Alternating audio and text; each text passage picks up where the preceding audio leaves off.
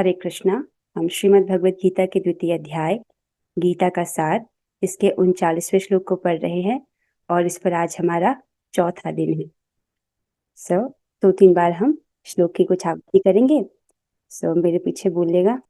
सबसे पहले कौन बोलेगा आज? आभा माता जी, आप बोलिए। एषा ते विहिता सांख्ये एषा ते विहिता साङ्ख्ये बुद्धिर्योगे त्विमां शृणु। बुद्धिर्योगे तिमां शृणु। बुद्ध्या युक्तो यया पार्थ बुद्ध्या युक्तो यया पार्थ कर्मबन्धं प्रहास्यसि।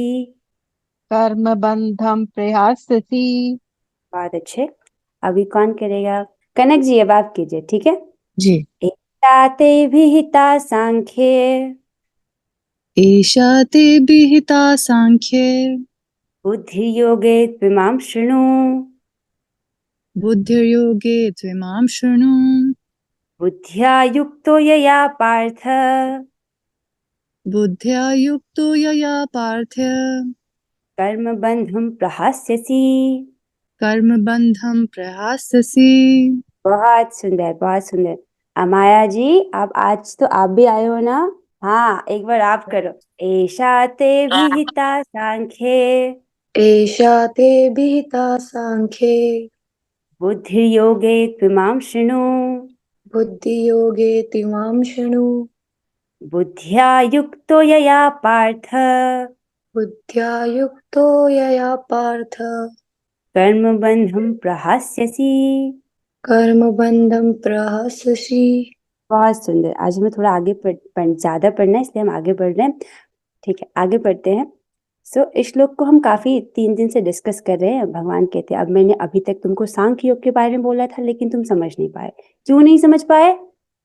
अशुद्ध चित्त के कारण। अब मैं तुमको बुद्धि योग दे रहा हूं, उसको सुनो। निष्काम भाव से करना बता रहा हूं, उसको सुनो। इससे क्या होगा? तुम अच्छे से अपने कर्म बंधनों को काट पाओगे और तुम्हारा चित्त शुद्ध होगा। अब तो ये सबको याद हो जाना चाहिए इतना। अब आगे चलते हैं। आज हमको यहाँ से पढ़ना है।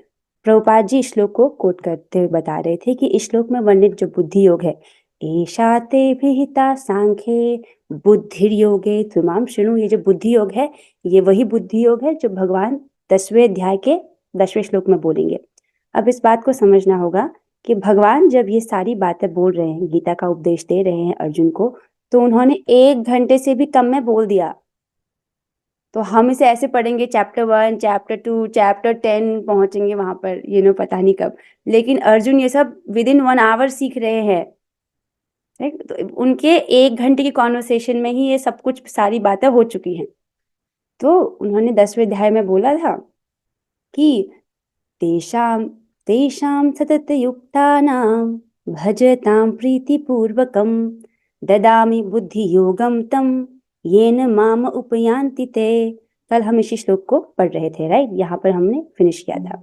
इसमें भगवान कह रहे हैं कि जो प्रेम पूर्वक मेरी सेवा करने में निरंतर लगे रहते हैं, उन्हें मैं ज्ञान प्रदान करता हूँ, जिसके द्वारा वे मुझ तक आ सकते हैं। हाँ, सुंदर है। ये नहीं है कि जरूरी नहीं है कि जो लोग पूरा दिन दिन भर पढ़ रहे हैं उन्हीं को भगवान प्राप्त होते हैं, या जो सन्यासी हैं, सब घर बार छोड़ लिए हैं, उन्हीं को भगवान प्राप्त होते हैं। देखिए, ऐसा बताया जाता है कि भगवान का हृदय बहुत कोमल है और बहुत करुणामयी है। जैसे एक माँ अपने बच्चे से बहुत प्यार करती है, राइट? अब चाहे उसका बच्चा इंटेलिजेंट हो या बुद्धू हो, माँ उससे फिर भी प्यार करती है कि नहीं? राइट? अगर एक माँ के 3 बच्चे हैं तो तीनों से बहुत प्यार करती है। ऐसा नहीं कि एक एक को हटा दिया जाए तो उसको अच्छा लगेगा ना, उसको तीनों पसंद है और तीनों विशेष रूप से पसंद है, राइट? तीनों को विशेष रूप से प्रेम करती है। अब कृष्ण का हृदय कैसा है? ऐसा बताया जाता है कि करोड़ों माँओं का जो हृदय है, राइट, ऐसी जो करुणामयी माँ है जो अपने बच्चे से बहुत प्यार करती है, उसको करोड़ों गुना बढ़ा दिया जाए, उतनी करुणा है कृष्ण के हृदय में। सबको तो जानते ही हैं वो, राइट? तो वो चाहते कि सब उनके पास आ जाए। तो हम जो अर्थात जो भगवान का झाड़ू भी लगा रहा है ना, तो भगवान उसको भी लेके जाते हैं अपने पास, राइट? किसी ना किसी प्रकार से हमको भगवान की सेवा में लगे रहना है, राइट? उसको भगवान ज्ञान प्रदान करते किसी ना किसी प्रकार से। आप अगर भोग बना रहे हो, मंदिर साफ कर रहे हो, जो भी सेवा कर रहे हो, तो हर कोई जो भगवान की सेवा कर रहा है, भगवान उसको अपने पास ले जाते हैं, उसको भगवान ज्ञान प्रदान करते हैं। अब इस पूरे श्लोक में एक बात बहुत इंपॉर्टेंट है, जो प्रेम पूर्वक मेरी सेवा करने में निरंतर लगे रहते हैं। अब ये निरंतर सेवा करने का क्या अर्थ है? क्या अर्थ है निरंतर सेवा करने का अर्थ? इसका अर्थ होता है 24 घंटे बिना किसी अंतर के। तो क्या अभी हम इस लेवल पर पहुंच गए कि हम भगवान की 24 घंटे उनकी सेवा कर सकते हैं? राइट? ये तो वही लोग कर सकते हैं जो अपने आप को देहात्मक बुद्धि से ऊपर उठा चुके हैं, अर्थात जो अपने आप को शरीर नहीं मानते, इस चेतना से ऊपर उठ चुके हैं। पर अभी हम तो वहां नहीं पहुंचे हैं, राइट? तो अब तो हम निरंतर नहीं कर पा रहे। तो इसका एक और अर्थ है कि आप कम से कम रोज कीजिए, राइट? रोज मतलब कि मैं रोज गीता पढूं, ठीक है? ये भी तो भगवान की सेवा है, भगवान स्वयं गीता के रूप में है। रोज जप करना है, ऐसा एक भी दिन नहीं होना चाहिए जब आपने हरि नाम का जप नहीं किया, राइट? रोज आपको हरि नाम जपना है, तो इसका मतलब आप नित्य लगे हुए उनकी सेवा में, ठीक है? और रोज भोग लगाना है, ठीक है? ये चीज तो हम कर सकते हैं, राइट? तो अभी जितना कर सकते हैं वहां से कीजिए। अच्छा, आगे चलते हैं। इस प्रकार इस श्लोक में वर्णित बुद्धि योग भगवान कृष्ण की भक्ति है, और यहाँ पर उल्लेखित सांख्य शब्द का नास्तिक कपिल द्वारा प्रतिपादित अनीश्वरवादी सांख्य योग से कुछ भी संबंध नहीं है, राइट? इस श्लोक में जो भगवान सांख्य का वर्णन कर रहे हैं वो आस्तिक सांख्य है। उसमें आस्तिक मतलब भगवान में श्रद्धा, राइट? भगवान अपने आप को 2.12 में ही इंक्लूड कर लेते हैं, नत्वेवाहम चातुर्नासम। तो इसका नास्तिक कपिल के जो फिलॉसफी है उससे कोई लेना देना नहीं है। अतः किसी को यह भ्रम नहीं होना चाहिए कि यहाँ पर उल्लेखित सांख्य योग का अनीश्वरवादी सांख्य से किसी प्रकार का संबंध है। स्पष्ट है? न ही उस समय उसके दर्शन का कोई प्रभाव था और न कृष्ण ने ऐसी ईश्वर विहीन दार्शनिक कल्पना का उल्लेख करने की चिंता की, राइट? तो भगवान अभी युद्ध का क्षेत्र है, उसमें इस प्रकार की जो दार्शनिक कल्पना जिसमें भगवान का उल्लेख ही नहीं है, ईश्वर विहीन, वो क्यों करेंगे भगवान, राइट? भगवान ने तो पहले श्लोक में ही अपने आप को इंक्लूड कर लिया था, नत्वेवाहम जातुनासम। ऐसा कभी नहीं था जब तुम नहीं थे और मैं नहीं था, भगवान उन्होंने खुद को भी इंक्लूड कर लिया। आगे चलते हैं। वास्तविक सांख्य दर्शन का वर्णन भगवान कपिल द्वारा श्रीमद् भागवत में हुआ है, किंतु वर्तमान प्रकरणों में उस सांख्य से भी कोई सरोकार नहीं है। यहाँ सांख्य का अर्थ है, क्या अर्थ है? शरीर तथा आत्मा का वैश्लेषिक अध्ययन। सांख्य योग क्या होता है? जिसमें हम शरीर और आत्मा का वैश्लेषिक अध्ययन करते हैं। हम प्रकृति के तत्वों को पढ़ते हैं और ये समझते कि ये आत्मा नहीं है, राइट? भगवान कृष्ण ने आत्मा का वैश्लेषिक वर्णन अर्जुन को बुद्धि योग या कर्मयोग तक लाने के लिए किया। ये सब वर्णन क्यों किया भगवान ने, राइट? पहले भगवान ने सांख्य का वर्णन किया, सबसे पहले भगवान ने ये ज्ञान दिया कि आप शरीर नहीं हो, आप आत्मा हो, राइट? ये सारा वर्णन किया ताकि वो अर्जुन को बुद्धि योग तक लेकर आ सके सारे कॉन्वर्सेशन। अतः भगवान कृष्ण का सांख्य तथा भागवत में भगवान कपिल द्वारा वर्णित सांख्य एक ही है। ये बात तो आप समझ जाओगे कि दोनों सांख्य जो भगवान यहाँ बोल रहे हैं और भागवत में बोल रहे हैं वो एक ही है। अगली लाइन थोड़ी कंफ्यूजन आपको लग सकती है, ये दोनों भक्ति योग हैं, राइट? यहाँ पर प्रभुपाद जी कह रहे हैं कि सांख्य योग ही भक्ति योग है। क्यों? इसको समझिए, राइट? अतः भगवान कृष्ण ने कहा है कि केवल अल्पज्ञ ही सांख्य योग तथा भक्ति योग में भेदभाव मानते हैं। अल्पज्ञ अर्थात जो कम जानते हैं, राइट? वो क्या समझते हैं कि सांख्य योग और भक्ति योग में वो भेदभाव मानते हैं, जिसके लिए बहुत सुंदर श्लोक जो है प्रभुपाद जी कोट करते हैं, अध्याय 5 श्लोक संख्या 4, जिसमें भगवान स्वयं कहते हैं, सांख्य योगो पृथक बाला प्रवदन्ति न पंडिताः एकम आप्यास्थितः सम्यक उभयोर्विन्दते फलम। भगवान क्या बता रहे हैं? अज्ञानी ही, जो अज्ञानी है, जो मूर्ख है, अज्ञानी ही भक्ति अर्थात कर्म योग को भौतिक जगत के वैश्लेषात्मक अध्ययन सांख्य से भिन्न कहते हैं। जो वस्तुतः ज्ञानी हैं वे क्या कहते हैं? वे कहते हैं कि जो इनमें से किसी एक मार्ग का भली भांति अनुसरण करता है वह दोनों के फल प्राप्त कर लेता है। अब इसको समझिए, ऐसा क्यों बोला गया है? चाहे वो कर्मयोग हो या सांख्य योग हो, दोनों का फल क्या है? दोनों का जो एंड लक्ष्य क्या है? आत्मा का आनंद, राइट? इसीलिए एक बोला गया है। सांख्य योग जब व्यक्ति करता है उसका चित्त शुद्ध होना चाहिए, तभी वो आत्म तत्व को समझ पाएगा, और आत्म तत्व को समझेगा तो उसको आत्मा का आनंद अनुभव होगा। ठीक है, और वही कर्मयोग का भी लक्ष्य है। कर्मयोग जब व्यक्ति करता है, कर्मयोग करने के लिए चित्त शुद्ध होने की आवश्यकता नहीं है, कोई भी कर्मयोग कर सकता है, राइट। अशुद्ध चित्त से वो शुरू करता है, राइट। जब वो कर्मयोग करता है तो धीरे धीरे उसके चित्त की शुद्धि होती है। चित्त जब अंतःकरण शुद्ध हो जाता है तब उसको आत्मा का आनंद अनुभव होता है, राइट। तो दोनों का लक्ष्य आत्मा का आनंद है, इसीलिए दोनों को बोला गया है कि दोनों में भेद नहीं है। समझ रहे हो, राइट, क्योंकि दोनों का गोल एक ही है। ओके, अब आगे आते हैं। निसंदेह अनीश्वरवादी सांख्य योग का भक्ति योग से कोई संबंध नहीं है, ये तो क्लियर है। फिर भी बुद्धिहीन व्यक्तियों का दावा है कि भगवत गीता में अनीश्वरवादी सांख्य का ही वर्णन हुआ है।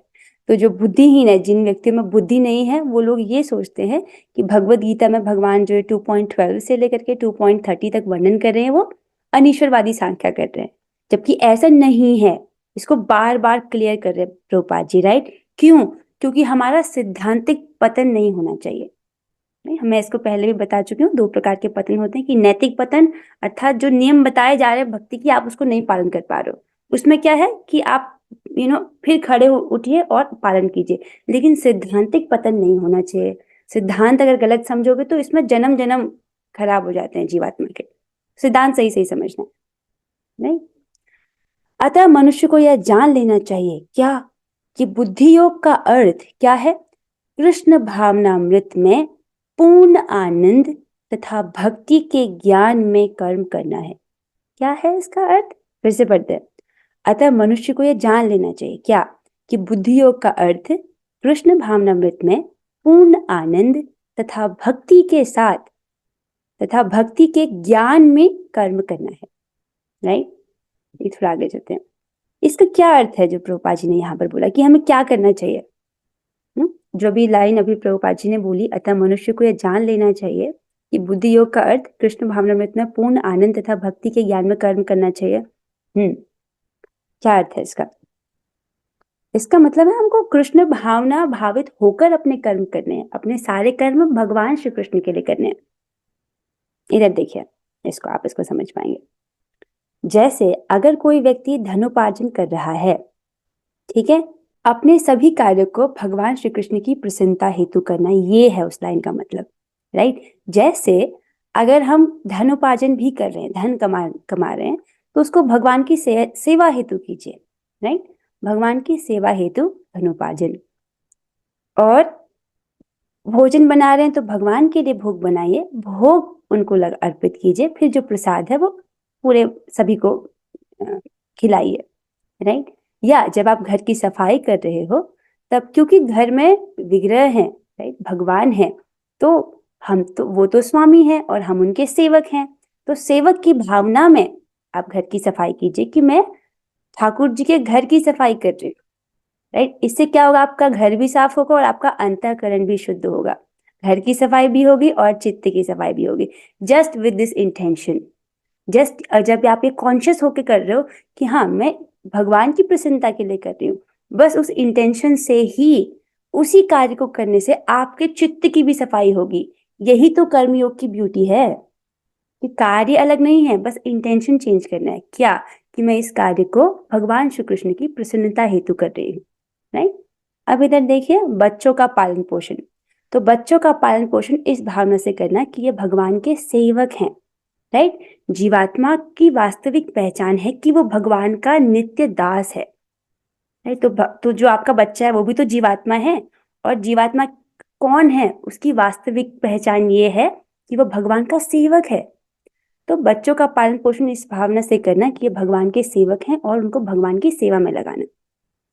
अब इस भावना से जब आप अपने बच्चों को पाल पोष भी रहे हो, तब आप भक्तों का पालन पोषण कर रहे हो। आपका उस प्रकार की सुकृति भी बनती है, उस प्रकार का पुण्य भी आप कलेक्ट करते हो। समझ रहे हैं? अब और फिर यह है भगवान की प्रसन्नता हेतु खरीदारी करना। जो शॉपिंग भी हम करते हैं, सब्जियां फल जब हम खरीदते हैं, ये नहीं सोचना कि मैं अपने लिए खरीद रही हूँ ना, ये सब अच्छी अच्छी सब्जियां क्योंकि मुझे भगवान के लिए भोग बनाना है, अच्छे अच्छे फल क्योंकि ये भगवान को अर्पित होंगे। आप समझ रहे हैं? और हरे कृष्ण महामंत्र तो है ही। हम ये सारे कार्य क्यों कर रहे हैं? भगवान को प्रसन्न करने के लिए। और भगवान को सबसे ज्यादा क्या पसंद है? जब हम उनका नाम जपते हैं, राइट? हरे कृष्णा कृष्ण कृष्ण हरे हरे, हरे राम राम राम हरे हरे। जब हम इस प्रकार अपनी जिह्वा को उनकी सेवा में लगाते हैं, ये उनको बहुत पसंद है। ठीक है, आप समझ गए? हमको ये करना इस लाइन का। अतः मनुष्य को यह जान लेना चाहिए कि बुद्धि योग का अर्थ कृष्ण भावनामृत में पूर्ण आनंद तथा भक्ति के ज्ञान में कर्म करने का अर्थ है ये चीज, कि अपने सभी कार्यों को भगवान श्री कृष्ण की प्रसन्नता हेतु करना। I hope this is clear, है ना? आगे चलते हैं।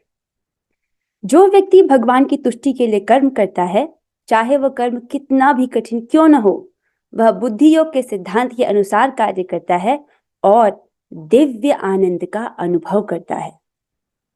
ठीक है, कार्य वही है, खाना बनाना, घर की सफाई करना, राइट? लेकिन आप उसको भगवान के लिए कर रहे हो, उनकी प्रसन्नता के लिए कर रहे हो, तो क्या होता है? उसको बुद्धि योग के सिद्धांत के अनुसार वो कार्य कर रहा है और उसको दिव्य आनंद की अनुभूति होती है। ऑफ कोर्स उसका जो चित्त है वो तो शुद्ध होता ही है। आगे पढ़ते हैं। ऐसी दिव्य व्यस्तता के कारण उसे भगवत कृपा से स्वतः संपूर्ण दिव्य ज्ञान प्राप्त हो जाता है। ये इस प्रकार से जब व्यक्ति बिजी है, ये व्यस्तता है, बिजी तो है ही, लेकिन अब वो कृष्ण के लिए कर रहा है, तब वो क्या हो गया? दिव्य व्यस्तता, दिव्य रूप से बिजी है, वो भगवान को प्रसन्न करने के लिए बिजी है, राइट? जो गोलोक में भगवान के पार्षद है वो भी बहुत बिजी रहते हैं। क्यों? क्योंकि उनको भी भगवान को प्रसन्न करना है, उनकी बहुत सारी सेवाएं करते हैं वो, राइट? तो वो दिव्य व्यस्तता है। और जब हमको भी यही सिखाया जा रहा है कि हमको सब कुछ भगवान की प्रसन्नता हेतु करना है। आगे चलते हैं। सो हाँ, तो इस प्रकार की दिव्य व्यस्तता के कारण उसे भगवान की कृपा के कारण संपूर्ण दिव्य ज्ञान प्राप्त हो जाता है। भगवान स्वतः ही उसके हृदय में वो ज्ञान प्रकाशित कर देते हैं और ज्ञान प्राप्त करने के लिए अतिरिक्त श्रम किए बिना ही उसकी पूर्ण मुक्ति हो जाती है, राइट? उसको ज्ञान प्राप्त करने के लिए और कोई मेहनत करने की जरूरत नहीं है, राइट? जैसे हमारे ब्रिजभूषण दास प्रभु जी हैं, ये गृहस्थ भी हैं, बच्चों का पालन पोषण भी करते हैं, सुबह 16 माला जप करके ही ऑफिस जाते हैं और वापस ऑफिस से आते आते भी आई थिंक गीता क्लास सुन रहे हैं। This is very good, this is like a perfect example. गृहस्थी होकर के भी 16 माला जो कर रहा है, दिस इज रियली अमेजिंग। आगे चलते हैं। हाँ, क्या त्याग करने से कृष्ण की इंद्रियों को सुख मिलेगा? हमको कुछ भी करने से पहले ये सोचना चाहिए, चेक चेक, राइट? ये फिल्टर, क्या ये करने से कृष्ण की इंद्रियों को सुख मिलेगा? हाँ तो वो करेंगे, नहीं तो नहीं करेंगे, राइट? क्योंकि प्रभुपाद जी ने क्या बोला कि जो व्यक्ति भगवान की तुष्टि के लिए कर्म करता है, भगवान को संतुष्ट करने के लिए कर्म करता है, चाहे वह कर्म कितना भी कठिन क्यों ना हो, जैसे सुबह उठकर, लाइक सुबह सुबह 4 बजे उठकर स्नान करके मंगल आरती में जाना, वो भी ठंडी में, राइट? मुश्किल है। चाहे वह कर्म कितना भी कठिन क्यों ना हो, वह बुद्धि योग के सिद्धांत के अनुसार कार्य करता है और दिव्य आनंद का अनुभव करता है। जो एग्जाम्पल मैंने दिया वो तो प्योर भक्ति योग का एग्जाम्पल है। मतलब कोई भी कार्य, जैसे पैसे कमाना है, किसी कोई भी कठिन कार्य है, ठीक है, लेकिन अगर वो इस इंटेंशन से करे कि मुझे भगवान की सेवा हेतु कमाना है, क्योंकि आपके घर में भगवान के विग्रह तो है ना, तो उनकी सेवा होगी तो उसमें तो धन खर्च होता ही है, उनको भोजन, उनको भोग लगाना, तो उसमें पैसे तो चाहिए ही ना। तो आप उस इंटेंशन से जब करते हो कार्य, तो वही आपका पैसे कमाना आपका क्या हो जाएगा? आपकी भक्ति। आप बुद्धि योग के अनुसार कर्म कर रहे हो, तो आपका उसी कार्य से आपका चित्त भी शुद्ध होगा और आपको दिव्य आनंद की अनुभूति होगी। आगे बढ़ते हैं। कृष्ण भावनामृत कर्म तथा फल प्राप्ति की इच्छा से किए गए कर्म में विशेषतया पारिवारिक या भौतिक सुख प्राप्त करने की इंद्रिय तृप्ति के लिए किए गए कर्म में प्रचुर अंतर होता है। आप समझ रहे हो, ये दो चीजें अलग अलग हैं। एक दिशा है कि मैं भगवान श्री कृष्ण की प्रसन्नता हेतु कार्य कर रही हूँ, दूसरा है कि मैं फल प्राप्ति की इच्छा से कर्म कर रही हूँ। These are two different thing, right? सकाम, हम वही कर्म कर रहे हैं, हम उसी कर्म को या तो सकाम भाव से कर सकते हैं कि मुझे इस कर्म का फल चाहिए, भौतिक फल चाहिए, या हम उसी कर्म को भगवान की प्रसन्नता हेतु भी कर सकते हैं। जब हम फल की इच्छा से करते हैं तब हमको उस कर्म का रिएक्शन लगता है, उस कर्म का अच्छा या बुरा वो हमको रिएक्शन भोगना पड़ेगा। लेकिन जब हम कृष्ण के लिए करते हैं तब हमको उसका रिएक्शन नहीं भोगना पड़ता। समझ रहे हैं? उससे क्या होता है, हमारा अंतःकरण शुद्ध शुद्ध होता है। जब अंतःकरण शुद्ध होगा तभी हम दिव्य आनंद की अनुभूति कर पाएंगे। ओके, तो जब हम अपनी इंद्रिय तृप्ति के लिए कार्य कर रहे हैं तो वो ऑपोजिट है, वो भक्ति का उल्टा है। ठीक है। अतः बुद्धि योग हमारे द्वारा संपन्न कार्य का दिव्य गुण है। तो यहाँ पर ये टीका समाप्त होती है। अब जल्दी से क्लास को कंक्लूड करते हैं। हम ये जानेंगे कि आज हमने क्या सीखा। आप लोग अपने माइक को ऑन करके मुझे इनपुट दे सकते हैं। ठीक है, आज हमने क्या सीखा? हमने कार्य को कृष्ण की प्रसन्नता के लिए जोड़कर करना चाहिए। कृष्ण की प्रसन्नता के लिए करना चाहिए। अपने सभी कार्य को कृष्ण की प्रसन्नता के लिए करना चाहिए। यस, आज हमने ये सीखा। जैसे हमको क्या करना चाहिए, जब थोड़े से उदाहरण लेते हैं उसके। जैसे हम क्या कर सकते हैं उनके लिए, हम जो कृष्ण को सबसे ज्यादा पसंद है, हरे कृष्ण महामंत्र का जप। जप यस, करना, ये कृष्ण को भोग सबसे ज्यादा आदि पसंद। बनाकर भोग लगाना, हरे कृष्ण गीता महामंत्र की पढ़ना। जैसे ठंड हो रही है तो उनको गर्म पानी से स्नान कराना, और उनको यस, सुंदर बहुत सुंदर सुंदर। मुलायम वस्त्र पहनाकर उनको सुंदर सुंदर तिलक चंदन करके आरती धूप करना। अरे धीरे धीरे धीरे धीरे गंभीरता से गीता पढ़ना। गंभीरता से गीता पढ़ना, ये उनको बहुत पसंद है, क्योंकि भगवान चाहते हैं कि जीवात्मा को ये ज्ञान मिले। ये ज्ञान हमारे लिए अमृत जैसा है। और क्या करना है कि भगवान को भोग लगाना, राइट। प्रसादी बनाना और प्रसाद ही खाना। ठीक है, हमको भगवान को भोग लगाकर केवल प्रसाद ही पाना चाहिए। आप में से ज्यादातर भक्त तो ऐसा करते ही होंगे, राइट। इसमें तो कोई संदेह की बात नहीं है। लेकिन कोई अगर बहुत नया भक्त है और वो ऐसा नहीं करता है, उससे घर में प्याज लहसुन का भोग लगता है, तो उसको एटलीस्ट इतना से शुरुआत करनी चाहिए कि उसको केवल प्रसादम जल पीना चाहिए। जो जल तुलसी और जल वो भगवान को अर्पित करता है वही पीना चाहिए। देखिए, हमारे शरीर में 70% पानी है, और अगर आप केवल वही पानी ग्रहण कर रहे हो जो भगवान को भोग लगा है, तो सोचिए आपके शरीर में ज्यादातर हिस्सा दिव्य ही है। समझ गए? तो केवल प्रसादम जल ही ग्रहण करना। तो आप यहाँ से शुरुआत कर सकते हो।